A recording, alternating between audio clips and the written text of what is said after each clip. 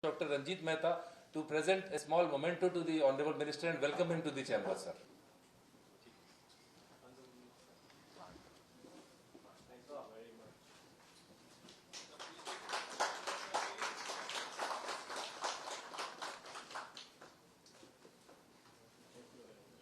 I request Shri Vardhan Agarwal ji to welcome Mr. Anand Prakash, Joint Secretary Pai from the External Affairs Ministry with a green plant.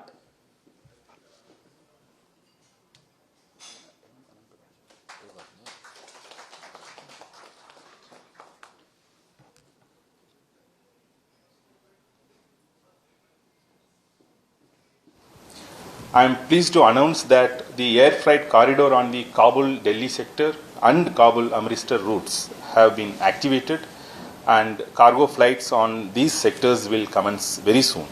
This will significantly enhance air connectivity and further strengthen our trade and commercial ties.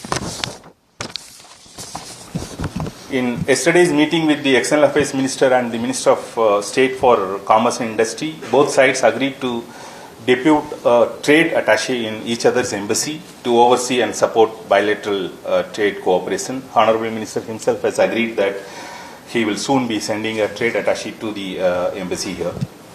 Afghanistan continues to face challenges due to trade route disruptions, and to help mitigate the losses faced by Afghan traders and to address shortages of essential commodities, India stands ready to explore all possible avenues for the supply of agriculture products, medicines and other essential items.